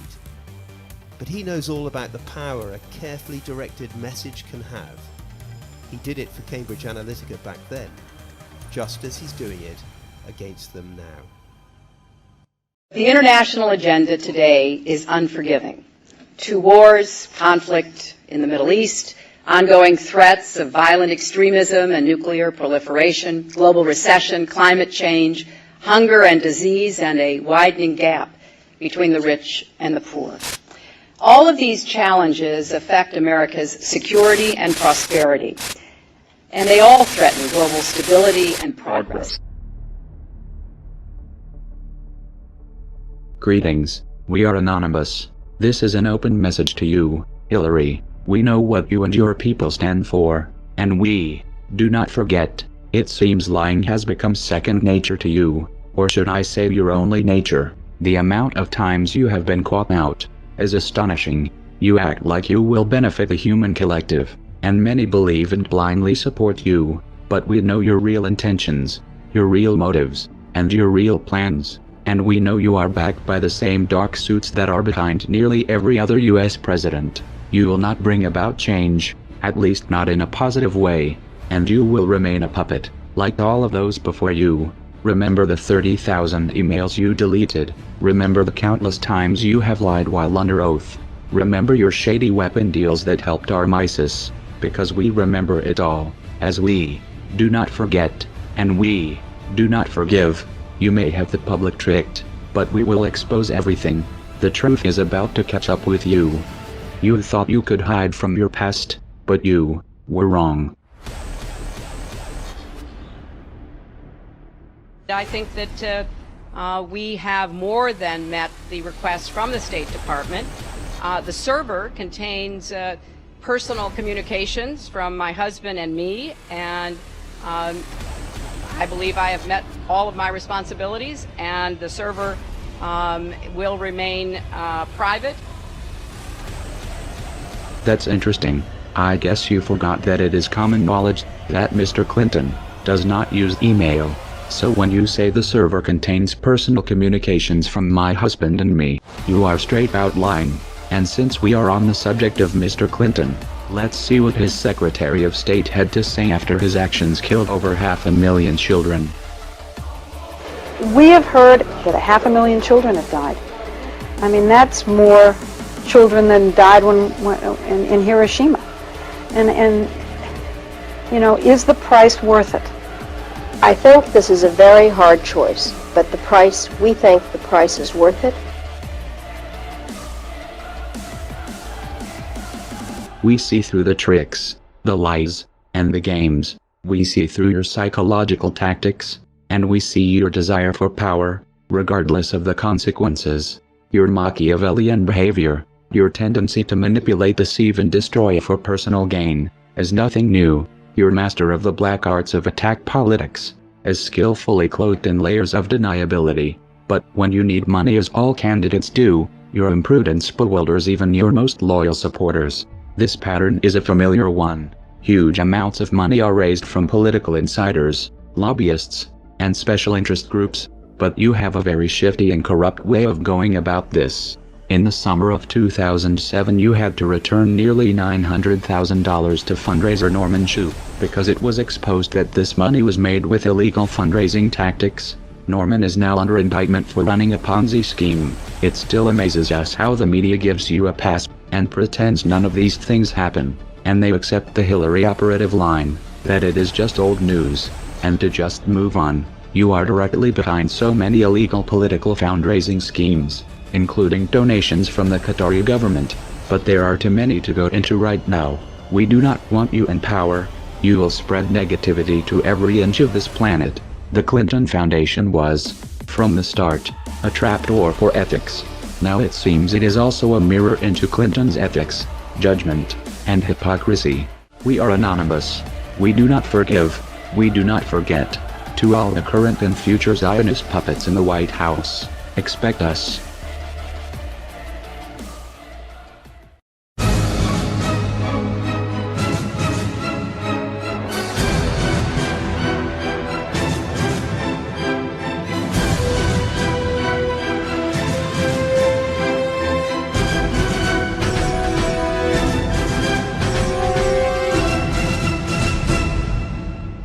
Dear liberal snowflakes, I'm sorry, we can't hear you because you said nothing before.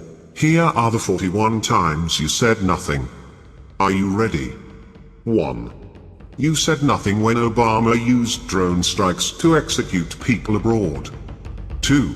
You said nothing about Russia for 50 years until Trump was inaugurated. 3. You said nothing about Hillary's campaign manager's brother, Tony Podesta, being paid $175,000 to lift US sanctions on Russia. 4. You said nothing when Obama engaged in military interventionism in Libya without congressional approval. 5. You said nothing when Obama greatly expanded presidential power through the use of executive orders. 6. You said nothing when Obama filled his White House with lobbyists after he said he wouldn't. 7. You said nothing when Obama gave 47 of his fundraisers administration jobs.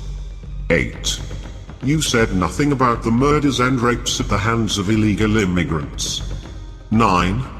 You said nothing when Hillary's net worth rose over $100 million as Secretary of State, in part because her husband took money from foreign governments. 10. You said nothing after Obama's net worth rose over $10 million as president. 11.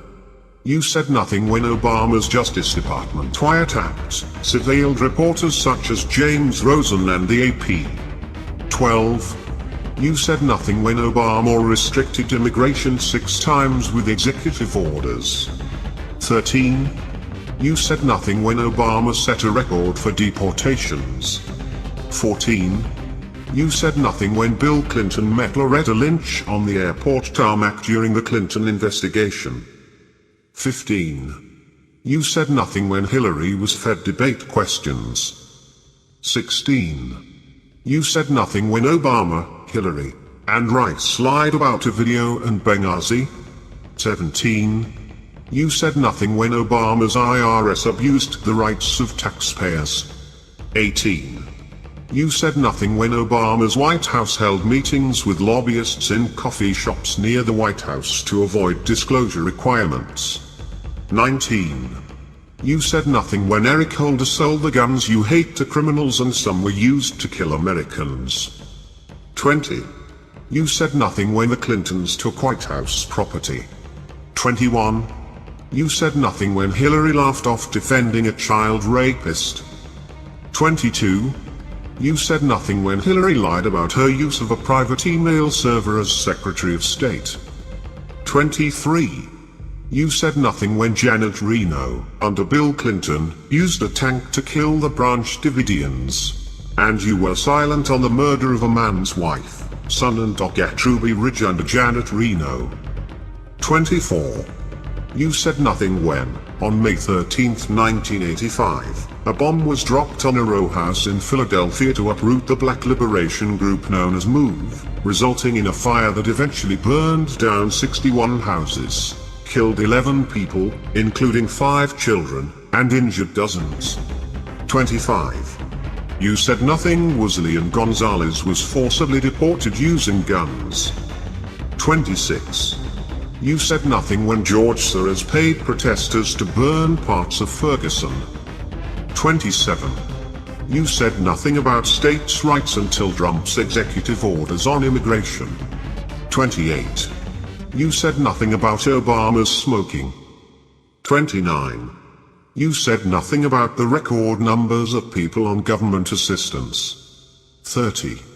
You said nothing about the number of part-time and low-paying jobs under the Obama recovery. 31.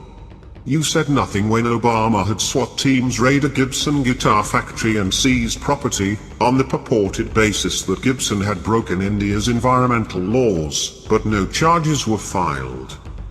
32.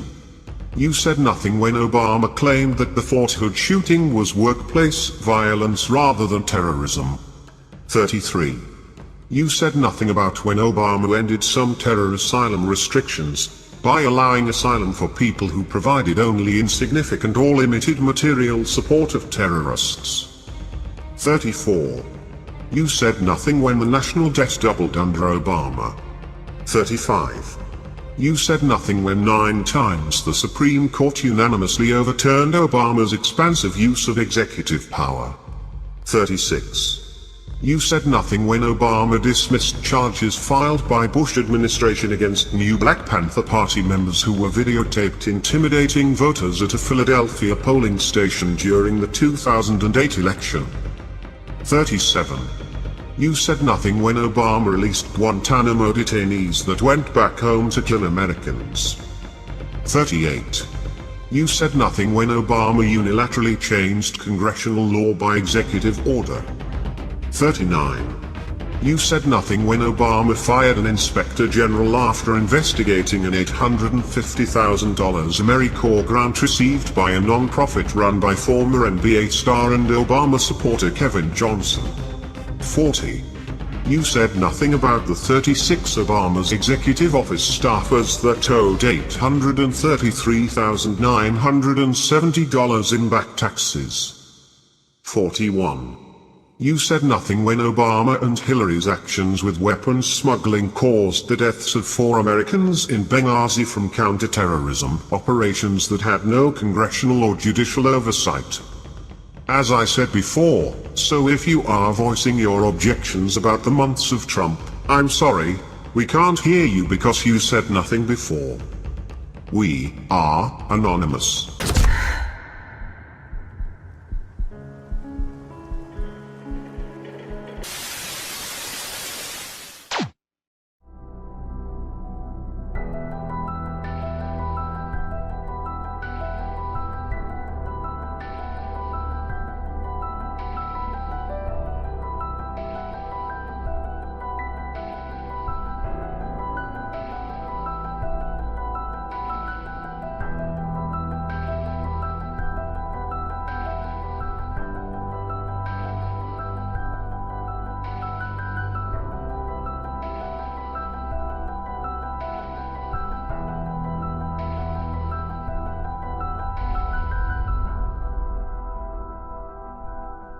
Hello and welcome to this Dot Connector videocast for subscribers to davidicke.com.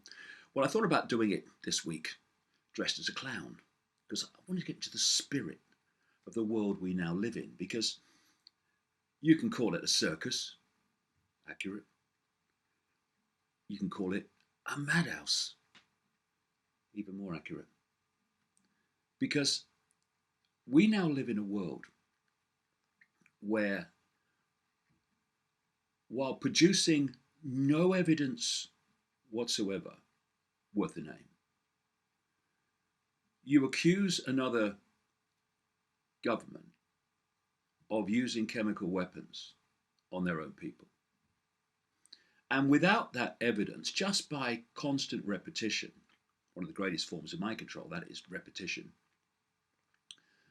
you then drop around 60 Tomahawk missiles on an airfield in that country at a cost of around $100 million. Imagine how many homeless people that could give a house to. And what you do by dropping those around 60 missiles is you demolish a canteen and a few other things that don't seem to have affected Syria in terms of its military that much. And we have reached the point where current events are even eclipsing Tony Blair and Boy George Bush with their lies to justify the invasion of Iraq in 2003. See, at least they had the belief that they couldn't just do it. They had to kind of try to sell it a bit. So, although they had no evidence that there were weapons of mass destruction in Iraq, and the all on the inside knew that, they had to at least invent the evidence by saying there were. And so we had the dodgy dossier in Britain, and it was felt necessary that Colin Powell, they call him Colin because he's full of shit, Colin Powell had to appear before the United Nations with his pictures and his little vials to sell the idea that there were weapons of mass destruction in Iraq when they knew they weren't. Now that's bad enough. But we've gone beyond that now, where no evidence is necessary. Just the claim, that's all. He's killing his own people. Evidence? It's classified. Ah, so you haven't got any then? Well, no, we know you've got no bloody evidence. You're making it up. You're making it up because of a agenda that has been unfolding in terms of current events in the Middle East since at least the year 2000, and actually long before. And so you say Russia was involved in hacking the US presidential election. Evidence? It's classified.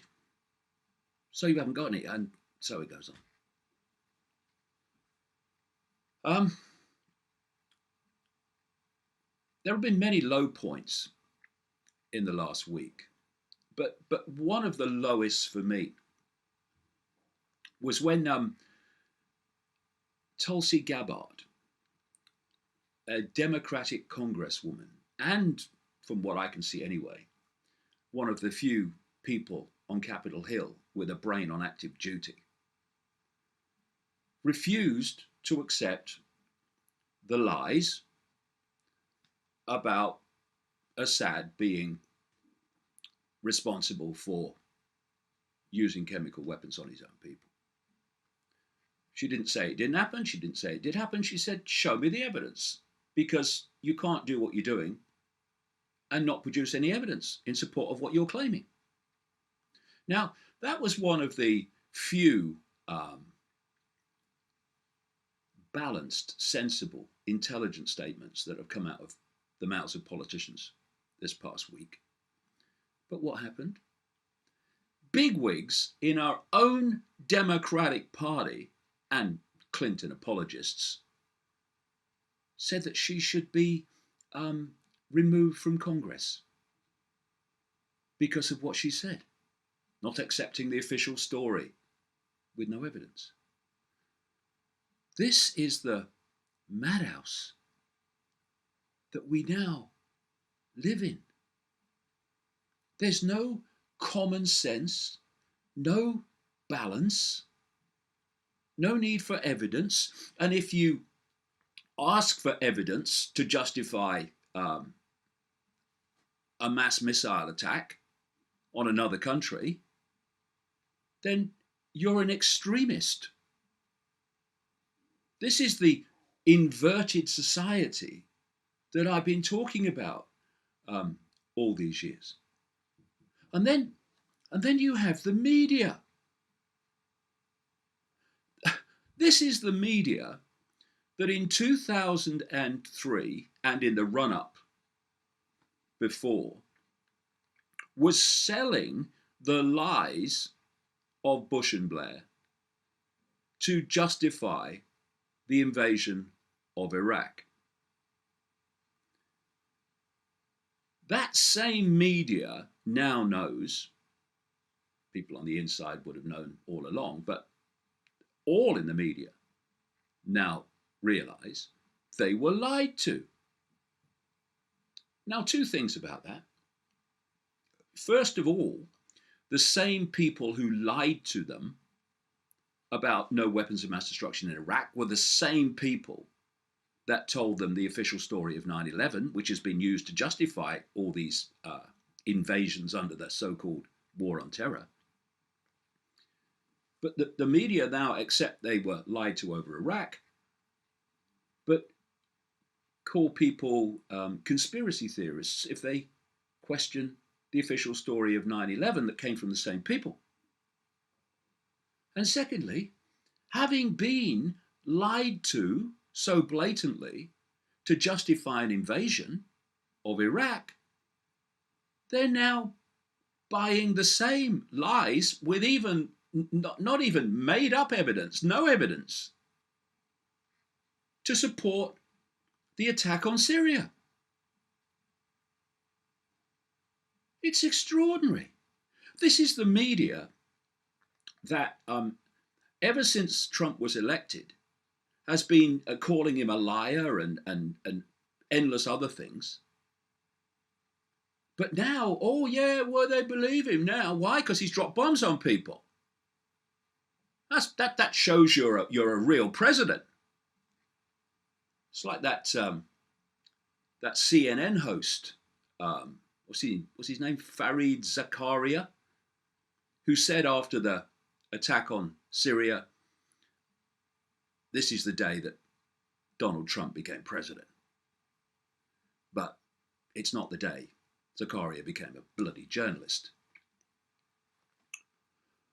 So, let's have a look at what I will call the coalition of the vacuous and the coalition of the sheer friggin' evil. Look at the players in this. See where the real power is. We have Donald Trump, a narcissistic man-child, totally clueless about the world, but has a massively inflated ego to almost historic proportions. But anyone with an ego that big also has a fragile ego that can't even let comments on Twitter go without feeling he has to reply. He's president of the United bloody States. And so he is a figurehead who is perfect for the coalition of evil around him.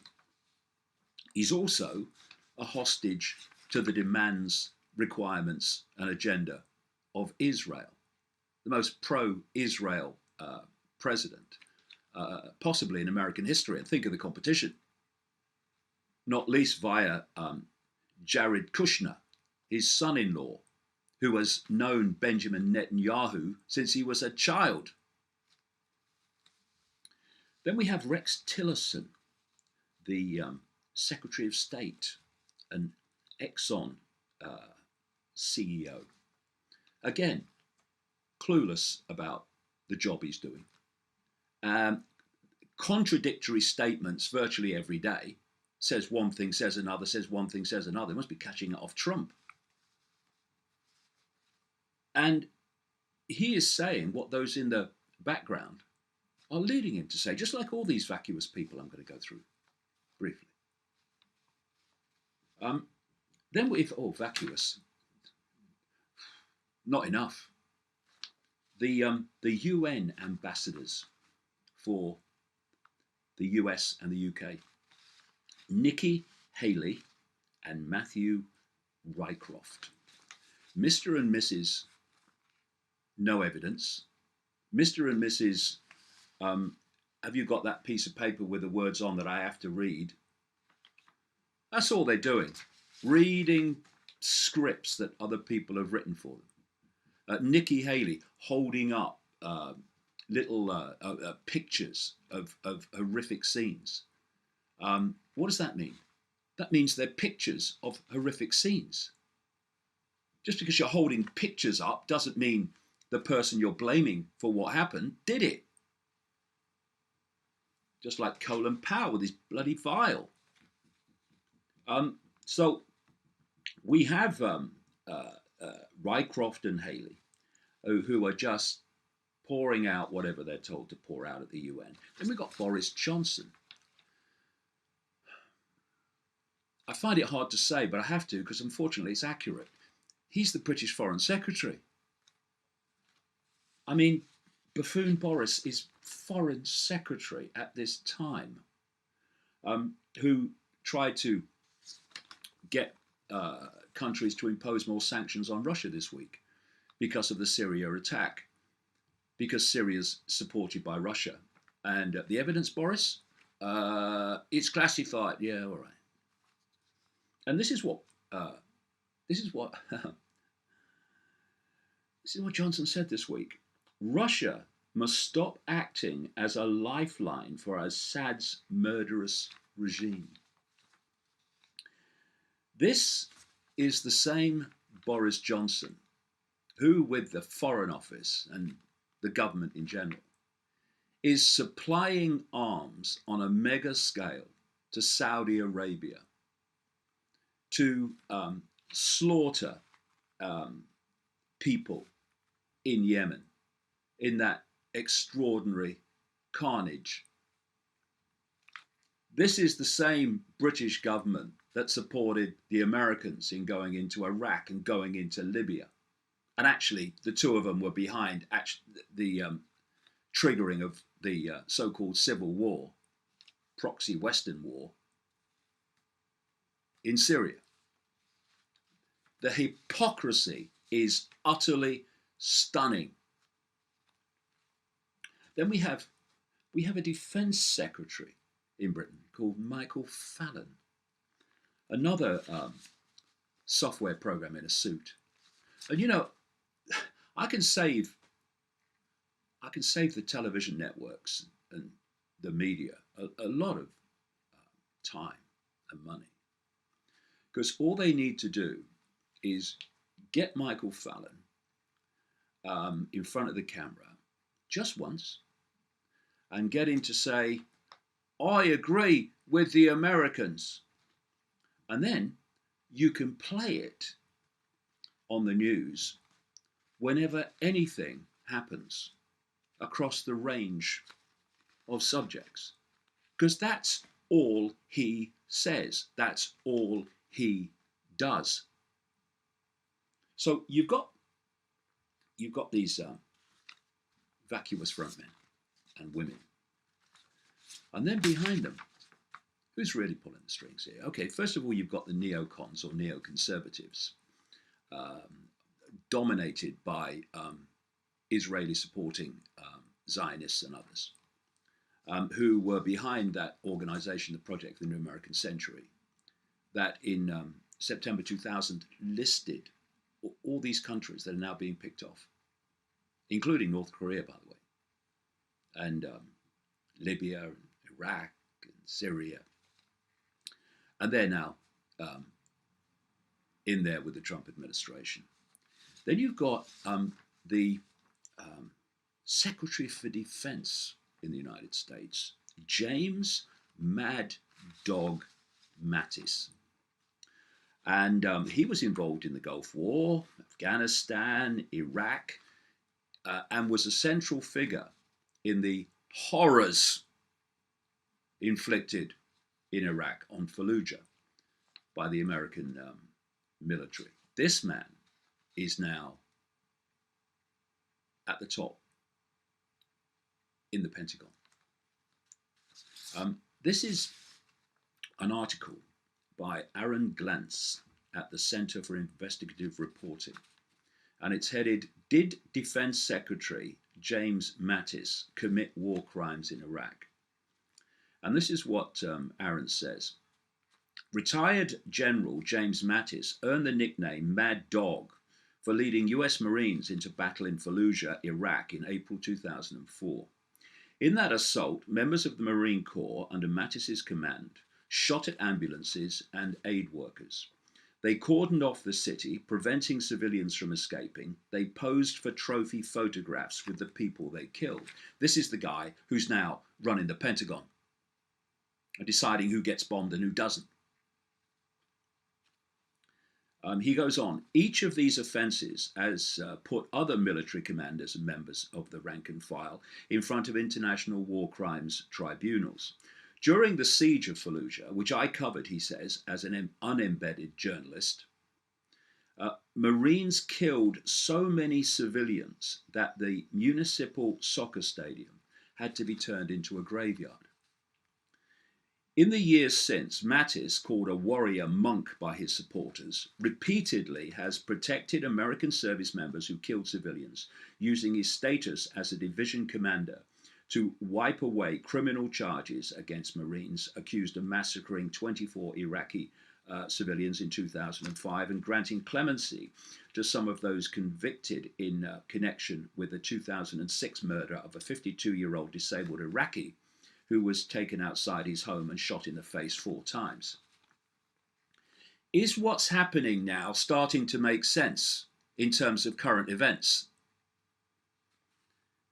These actions, Aaron Glenn says, show a different side of Mattis than has been featured in most profiles published since his nomination as President-elect Donald Trump's defense secretary, which have portrayed him as a strong proponent of the Geneva Conventions and an anti-torture advocate. Yeah, okay.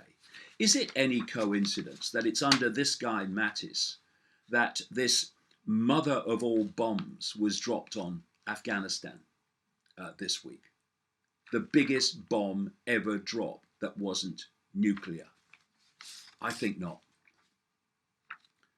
Alongside Mattis, around Trump, the man-child, is a guy called H.R. McMaster. He's another bloody general who is Trump's national security advisor, brackets dictator.